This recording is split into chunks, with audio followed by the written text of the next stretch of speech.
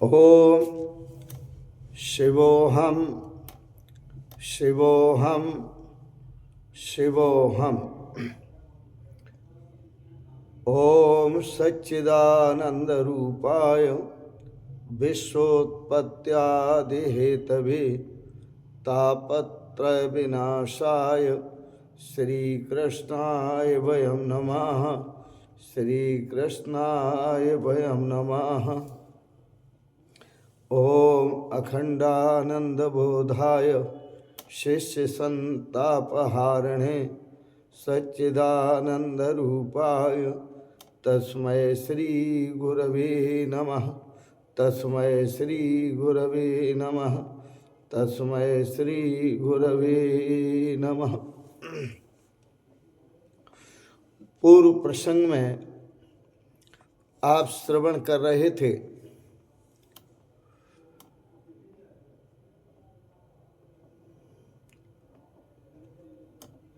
मोक्ष कामस्य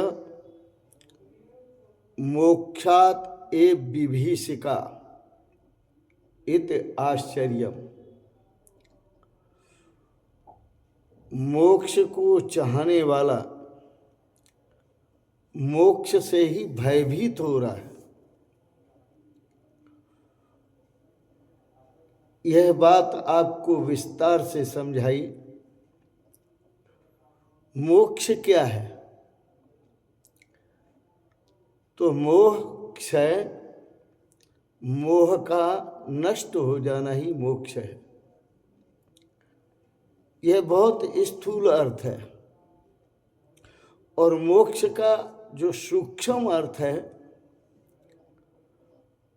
वह अर्थ है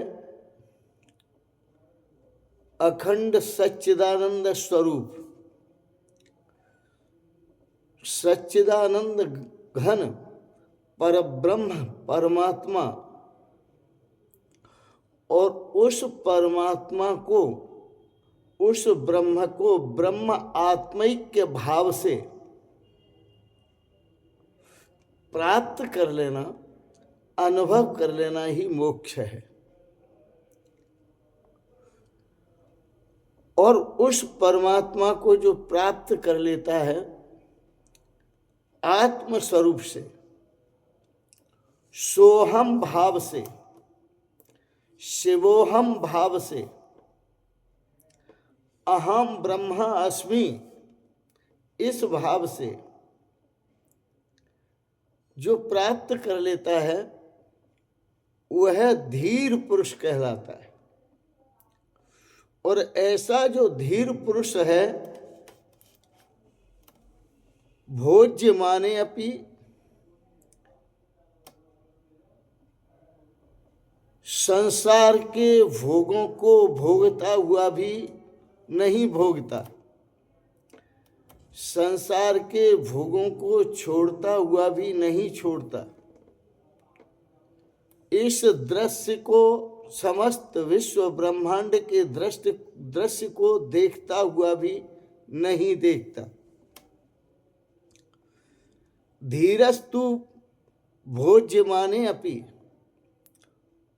वह धीर पुरुष इस संसार को भोगता हुआ भी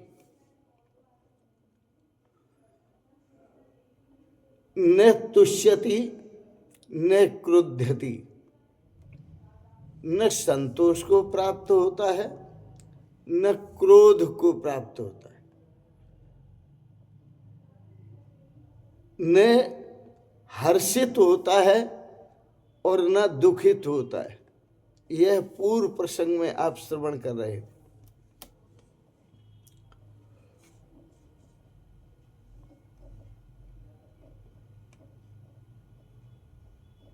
और वह जिज्ञासु, वह ज्ञानी, वह धीर पुरुष चेष्टमानम शरीरम स्वम पश्यत अन्य शरीरवत। पूर्व प्रसंग में आप ये भी श्रवण कर रहे थे कि जैसे दूसरे शरीर, दूसरे व्यक्तियों के जो शरीर चेष्टा करते हैं, संसार में रमण करते हैं, और देखने वाला ये समझता है वह मैं नहीं हूं। गलत कर रहा है तो वह दूसरा शरीर कर रहा है, अच्छा कर रहा है तो दूसरा शरीर कर रहा है। पाप लगेगा तो अब उसी को लगेगा अच्छे बुरे कर्म का, और पुण्य मिलेगा तो उसी को मिलेगा। अन्य शरीरवत, जैसे अन्य शरीरों के प्रति हमारी इस प्रकार की आस्था होती है, उसी प्रकार जिसकी अपने शरीर में भी ऐसी ही आस्था है, आंख देख रही है, कान सुन रहे हैं, वाणी बोल रही है, नासिका गंध ग्रहण कर रही है, हाथ आदान प्रदान कर रहे हैं, पैर आवागमन कर रहे हैं, इनमें कौन सा काम मेरा है?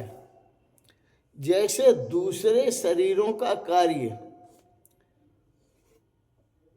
वह दूसरे शरीरों का कार्य जो है होते हुए हम देखते हैं, तो उस शरीर को अपना शरीर नहीं समझते, दूसरे का शरीर समझते हैं, और उस शरीर से होने वाले कार्यों को, अच्छे बुरे कार्य कर्मों को अपना कर्म नहीं समझते, उसी का कर्म समझते हैं।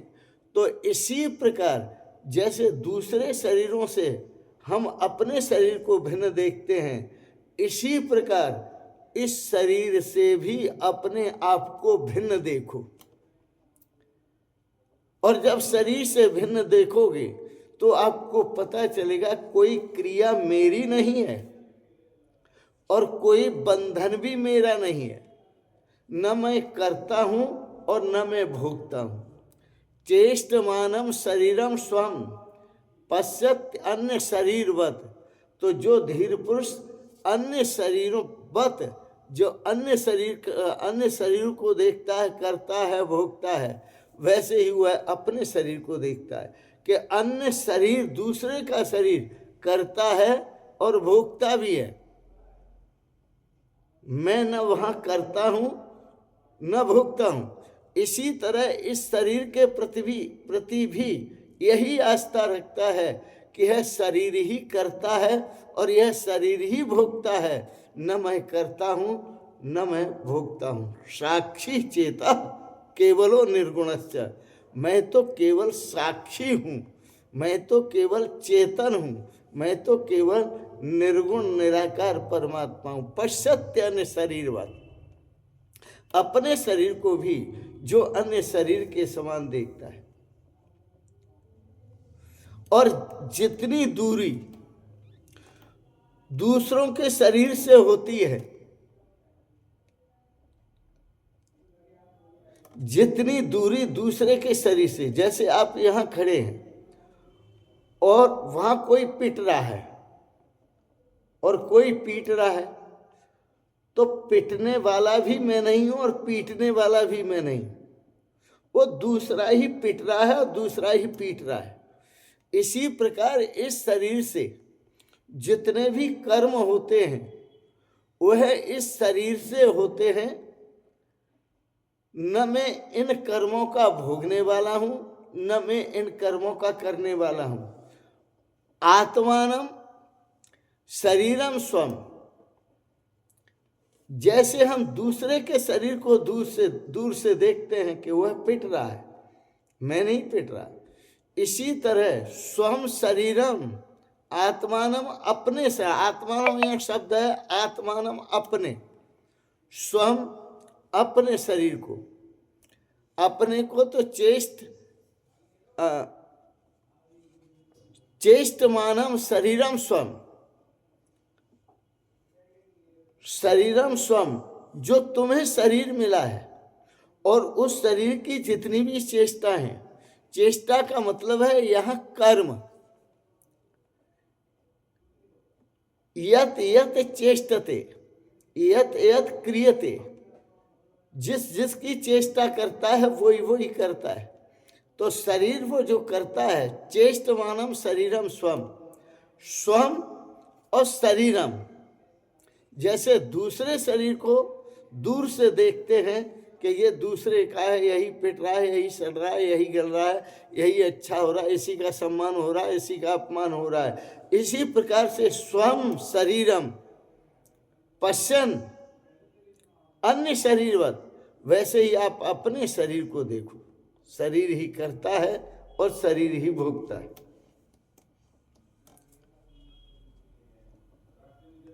दूसरे को चोट लगती है तो आप समझते हैं यह दूसरे को लगी है, मुझे नहीं। दूसरे को दर्द होता है, मुझे नहीं। दूसरे का ट्रीटमेंट होता है, मेरा नहीं। इसी तरह दूरी बनाओ अपने शरीर से भी कि चोट लगती है शरीर को, मुझे नहीं। दर्द होता है शरीर को, सूक्ष्म शरीर को, मुझे नहीं।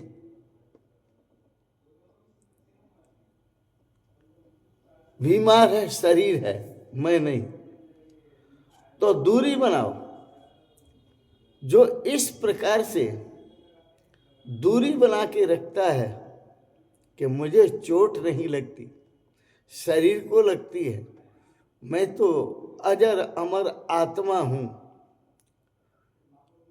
तो जो अपने चेष्टारत शरीर को दूसरे के शरीर की भांति देखता है, अर्थात दूरी बनाए रखता है, तो किसी के द्वारा की गई प्रशंसा उसमें वह खुश नहीं होता, किसी के द्वारा की गई निंदा उसमें वह क्षुभित नहीं होता, क्रोध नहीं करता, क्षोभ को प्राप्त नहीं होता, दुख को प्राप्त नहीं होता। संस्तवे चापि निंदायाम कथम क्षुभ्येन महाशयः। पूर्व प्रसंग में आप श्रवण कर रहे थे।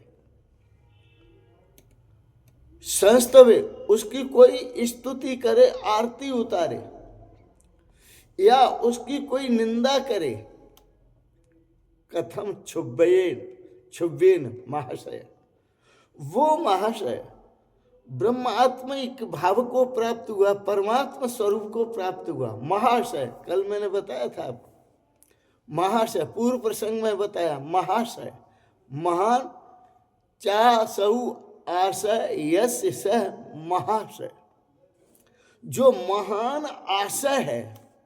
महान आशय क्या है? जीवन का, जीवन का लक्ष्य क्या है? वैसे तो आने जाने वालों को, कोई घर पे आता है तो आप कहते हैं पधारिए महाशय, आइए महाशय, बड़ी कृपा की महाशय। ये शब्द आदर सूचक है, सम्मान सूचक है, ये अच्छी बात है। लेकिन महाशय का अर्थ होता है महान आशय। इस जीवन का जो महान आशय है, मनुष्य जीवन प्राप्त करने का, वो तो भगवत तत्व को प्राप्त करना है। इस जीवन का जो महान आशा है, यदि भक्तों की दृष्टि से देखा जाए तो भजन करना है। यह मिलाई भजन के लिए है। यह जो मनुष्य शरीर मिला है, यह भजन के लिए मिला है। नर शरीर पाए विषय मन देही, पलट सुधाते सठ विष लेही। जो इस मनुष्य शरीर को प्राप्त करके और विषय भोग में उनको कुछ समय बिता देते हैं, सोचने में क्या क्या भोगना है, फिर समय बिता देते हैं उसको इकट्ठा करने में, भोगों को इकट्ठा करने में, फिर समय बिता देते हैं उनको भोगने में, और फिर समय बीतता है सोच विचार में, क्योंकि शरीर में सामर्थ्य नहीं रहती भोगने की। तो समय तो तुम्हारा संसार के पदार्थों के चिंतन करने में ही चला जाता है। मैं आपसे पूछता हूं कि आपने भगवान का भजन करने के लिए, भक्ति करने के लिए भगवत स्वरूप को जानने के लिए, ब्रह्म आत्मैक्य भाव का बोध प्राप्त करने के लिए कौन सा समय निकाला है, कौन सा समय चुना है आपने? बचपन था, खेल में चला गया, कुछ उम्र बढ़ी, पढ़ाई में चली गई, फिर कुछ उम्र बढ़ी, शादी और बाल बच्चों के पैदा करने में चली गई, फिर कुछ उम्र बढ़ी, उनके पोषण करने में चली गई। क्या बात!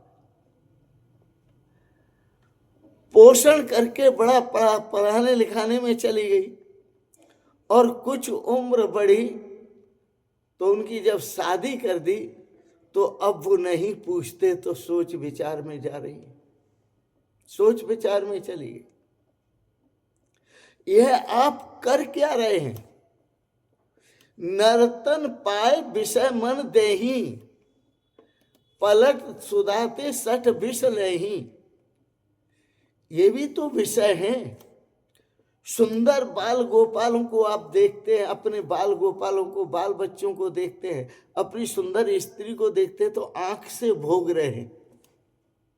विषय मन देही, पलट सुधाते सठ विष लेही।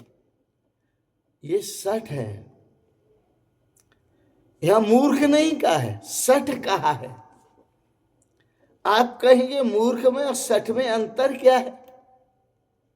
मूर्ख में और सठ में इतना अंतर है कि सठ सुधरे सतसंगत पाई, पारस परस कुधात सुहाई। कुधातु कहते हैं सोना को। तो जैसे यदि पारस पत्थर से, पारस परस कुधातु कहते हैं लोहे को, और उस लोहे का स्पर्श यदि पारस पत्थर से हो जाए तो वह सोना हो जाता है, कुंदन बन जाता है। पारस परस कुधातु सुहाई। जो कुधातु है लोहा, वो पारस का स्पर्श होने से सोना बन जाता है। सठ सुधरे सत्संगत पाई। जैसे पारस के स्पर्श से लोहा सोना बन जाता है, ऐसे ही सठ जो व्यक्ति हैं वह सत्संग करने से सुधर जाते हैं, अर्थात संसार बंधन से छूट जाते हैं, प्रपंच से मुक्त हो जाते हैं और उस परमानंद स्वरूप परमात्मा की प्राप्ति में लग जाते हैं। तो जो अपना चेष्टारत शरीर है उसको देखो, यह आपका नहीं है। इसलिए यहां महाशय शब्द का प्रयोग किया। महाशय शब्द पूर्व प्रसंग में आप श्रवण कर रहे थे, अनूठा शब्द है। वैसे तो आप घर में आया हुआ कोई चोर आता है उसको भी कहते हैं आइए महाशय, कोई साहूकार आता है तो उसको भी कहते हैं आइए महाशय, कोई बेईमान आता है उसको भी कहते हैं आइए महाशय, कोई व्यभिचारी आता है उसको भी कहते हैं आइए महाशय। लेकिन आप इसे इतना ही समझें, जो आया वह महाशय आया, जो आया वह महाशय आया। इसका इतना ही समझें कि जो भक्त होते हैं, जिनके हृदय परम पवित्र होते हैं, उनकी दृष्टि में सभी भगवान का स्वरूप होते हैं। इसलिए उनकी जो भाषा होती है आइए महाशय, प्रिय भाषा होती है, सुंदर भाषा होती है। कोई अच्छा अतिथि आया आइए महाशय, कोई अच्छा ऋषि मुनि आया आइए महाशय, सबको महाशय शब्द का प्रयोग करते हैं। कोई साधु स्वभाव का आया, सुंदर स्वभाव का, सज्जन स्वभाव का, आइए महाशय। महाशय शब्द जो है पुरुषों की स्तुति परक है, व्यवहार में। और महाशय शब्द परमार्थ में एक बहुत बड़ा संदेश देता है। क्या संदेश देता है? कि जो इस विश्व को माया मात्र समझ लेता है, जो इस द्वैत को, मैं तू के द्वैत को माया मात्र समझ लेता है, माया मात्र मिदम द्वैतम अद्वैतम परमार्थत, जो ये समझ लेता है कि ये द्वैत जो है वो माया मात्र है, वास्तव में तो अद्वैत है। अद्वैत का मतलब एक परमात्मा के सिवाय कोई दूसरा नहीं है। शिव सर्वम, सब कुछ शिव ही शिव है। ब्रह्मैव इदम सर्वम, सब कुछ ब्रह्म ही ब्रह्म है। नारायण एव इदम सर्वम, सब कुछ नारायण ही नारायण है। आत्मैव इदम सर्वम, सब कुछ आत्मा ही आत्मा है। अहमेव इदम सर्वम, सब कुछ मैं ही मैं हूं। यह सब कुछ परमात्मा का स्वरूप है। जो धीर पुरुष होता है वह बड़ा धीरस्तु, जो धीर पुरुष होता है बड़ा कौतुकमय होता है, आश्चर्यमय होता है। क्यों आश्चर्यमय होता है?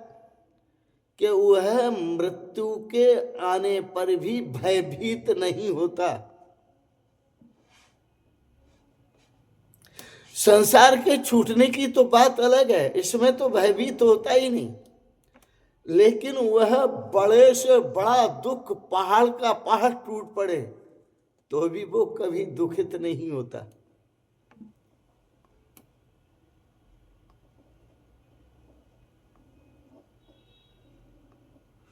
क्योंकि जो अपने अज्ञान को जीत लेता है और अपने ज्ञान स्वरूप में स्थित हो जाता है, उसके जीने की बात ही अलग होती है। क्योंकि जो अपने ब्रह्मात्मिक स्वरूप में स्थित हो जाता है वो अब जिज्ञासु भी नहीं है। क्योंकि उसने जान लिया छोड़ूं किसे और पकड़ूं किसे। यहां संसार में न कुछ छोड़ने के लिए है न कुछ पकड़ने के लिए है, यही कौतूहल है। कौतूहल को प्राप्त होता है, आश्चर्य को प्राप्त होता है। अब उसकी दृष्टि में न तो कुछ छोड़ने के लिए बचा और न कुछ पकड़ने के लिए बचा। ऐसा ही महापुरुष कहते हैं, जगत कौतुकः महाकौतुकः। यह जगत कौतुक स्वरूप है, महाकौतुक स्वरूप है। और ऐसा जो ज्ञानी है, आत्मज्ञानी है, वो विगत कौतुका है। वो कौतुक से रहित हो जाता है, क्योंकि जगत ही उसकी दृष्टि में नहीं होता। मैं आपको, आप सोच रहे होंगे महाराज जी पता नहीं क्या बोले जा रहे हैं। मैं आपको एक सुंदर उदाहरण देता हूं राम जी का। जब राम जी को अपने स्वरूप का बोध हुआ, बैठे हैं भगवान वशिष्ठ के सामने, अपने स्वरूप का बोध हुआ, तो स्वरूप के बोध होने पर राम जी गुरु जी से बोले, गुरुदेव मैं बड़ा कौतुक देख रहा हूं, आश्चर्यमय हूं। बोले राम जी क्या हुआ? क्व गतम केन वा नीतम कुत्र लीनम इदम जगत। जिस जगत को मैं अभी अभी देख रहा था, क्व गतम, ये कहाँ चला गया? अब तो जगत दिखाई नहीं देता। केन वा नीतम, अरे इस जगत को किसने ले लिया? कुत्र लीनम, अभी अभी देखा था, ये कहाँ लीन हो गया? को गतम केन वा नीतम कुत्र लीनम, किसकी बात कर रहे हो राम जी? बोले एकदम जगत, इस जगत की बात कर रहा हूं, एकदम जो अभी अभी देखा था।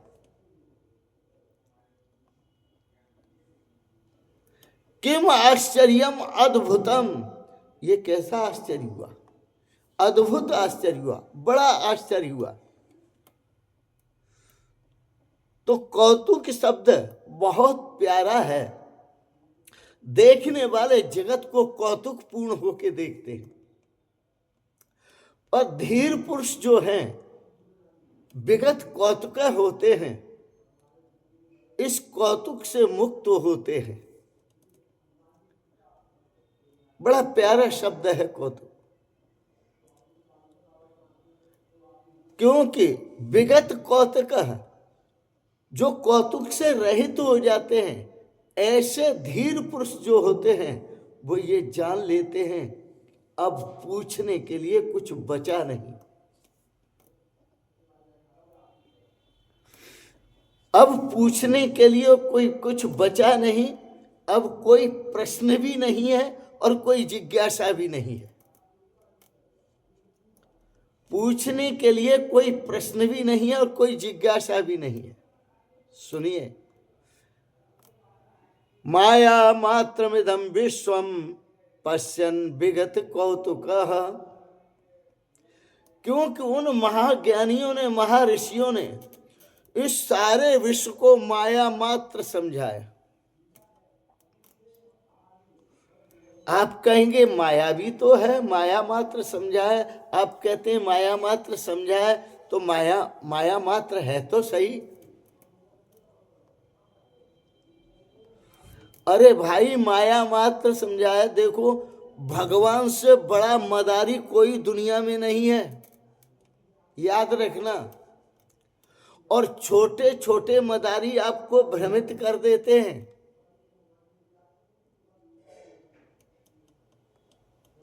इंद्रजालम विज्ञातार न परमार्थतः पश्यति इदम इंद्रजालम, इंद्रजाल को जानने वाला सच्चाई की दृष्टि से नहीं देखता है कि यह इंद्रजाल है। आपने देखा होगा जो मदारी होते हैं, खिलाड़ी होते हैं, खेल दिखाने वाले, वह आपको नाना प्रकार के खेल दिखा देते हैं। मिट्टी का ढेला दे देते हैं, मुट्ठी में दबाएंगे, 10 का नोट बना देंगे, 100 का नोट बना देंगे। आप कबूतर को देखेंगे, आकाश में उड़ा देंगे, पिंजरे में बंद, डब्बे में बंद कर देंगे और डब्बे को खोल देंगे, राख झाड़ देंगे, कभी फूल झाड़ देंगे, माला निकाल देंगे, क्या क्या दिखा देते हैं आपको, और वहां आप देखते रहते हैं। तो साधारण जो मदारी है, उस मदारी के खेल को आप अच्छी तरह नहीं समझ पाते, तो जो दुनिया का सबसे बड़ा मदारी परमात्मा है, उसके खेल को आप कैसे समझेंगे? बस आप इतना ही समझे, माया मात्रमिदं द्वैतम अद्वैतम परमार्थतः। यह जो द्वैत है, त्रेत है, संसार है, जगत है, मैं और तू है, ये माया मात्र है। वास्तव में तो परमार्थतः अद्वैतम, वस्तुतः तो केवल अद्वैत परमात्मा ही है और कोई दूसरा नहीं है। तो माया मात्र मिदम विश्वम पश्यन् विगत कौतुकः, जो धीर पुरुष हैं, जो ज्ञानी पुरुष हैं, इस संसार को माया मात्र देखते हैं। कौन से ज्ञानी पुरुष? विगत कौतुकः, जिनकी दृष्टि में अब संसार है ही नहीं, यह माया मात्र है, दिखावा मात्र है। दूसरे शब्दों में कहूं तो छांदोग्य उपनिषद में कहा ऋषि जी ने, उद्दालक ऋषि ने, वाचारंभम विकारो नाम ध्येयम, यह केवल जो जगत है, माया है, यह वाचारंभम, वाणी का विकार है, कहने और सुनने मात्र, दृष्टि का विकार है। इसलिए यहां का माया मात्र मिदम द्वैतम अद्वैतम परमार्थत है। यह जो द्वैत दिखाई दे रहा है यह माया मात्र है, वास्तव में तो अद्वैत है।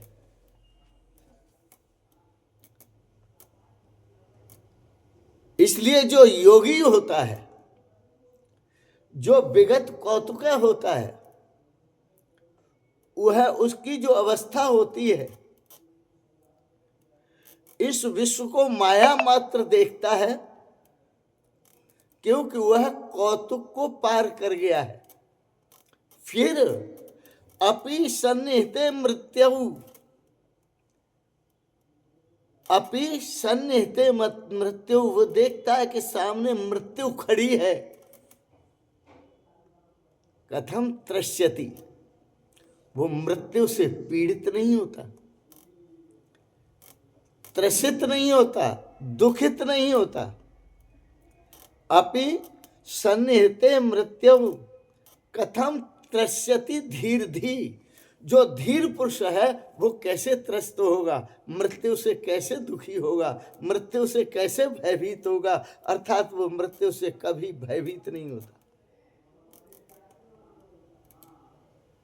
क्योंकि उस महापुरुष का जो मन है वो मोक्ष में भी इच्छा नहीं रखता, मोक्ष की भी इच्छा नहीं रखता, विगत इस प्रकार मोक्ष की भी इच्छा नहीं रखता। जो आत्मज्ञान से तृप्त है उसकी तुलना किसके साथ हो सकती है, कोई दूसरा है ही नहीं। तुलना किसके साथ करेंगे? उस महापुरुष का जो मन है मोक्ष को प्राप्त हुआ, अब कोई उसके अंदर इस प्रकार इच्छा नहीं है। यही शास्त्र में कहा है, निष्प्रहम मानसम यस्य, जिसका मन इस प्रकार रहित तो हो गया है। महर्षि अष्टावक्र राजा जनक को कहते हैं, निष्प्रहम मानसम यस्य, जिसका मन निष्प्रहा, अब मन में कोई इच्छा नहीं, निष्प्रहा रहित हो गया है। नैराश्य अपि, महात्मा ने, और जो निराशा है उसमें भी परम आनंद की अनुभूति कर रहा है।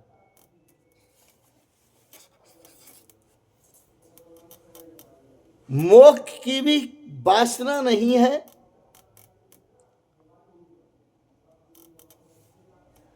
जब मोक्ष की भी वासना नहीं रहती तभी मोक्ष फलित होता है।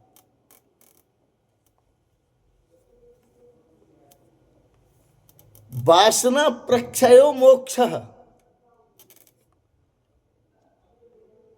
वासना के नष्ट हो जाने पर ही मोक्ष होता है।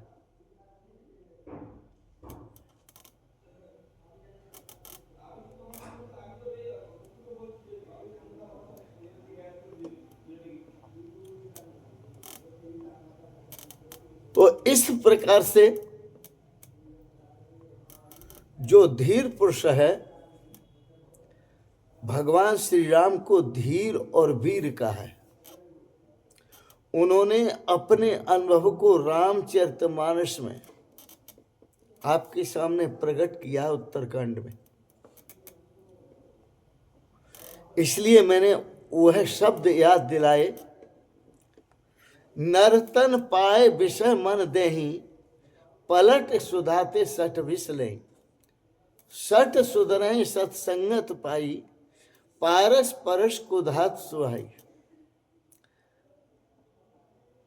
तो सठ तो सुधर जाते हैं सत्संग करने से, लेकिन मूर्ख हृदय न चेत, मूर्ख के हृदय में ज्ञान होता ही नहीं है। मूर्ख हृदय न चेत, उसका जो जो हृदय है वो जड़ता से भरा हुआ है, उसमें चेत नहीं होता, चेतनता आती ही नहीं।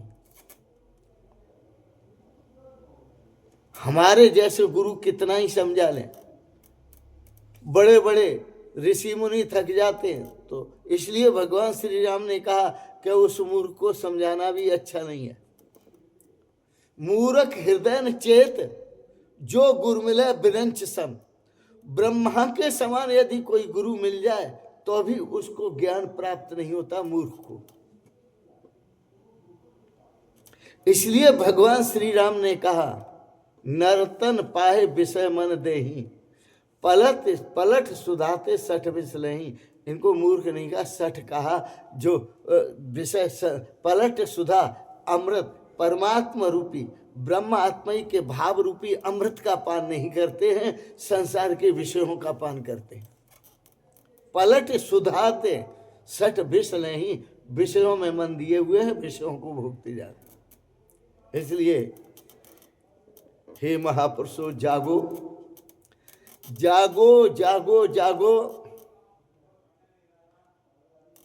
देख रहे हो मीठे सपने, सपने कब होते हैं अपने, मोह नींद को त्यागो, जागो जागो जागो और हरि भजन में लागो।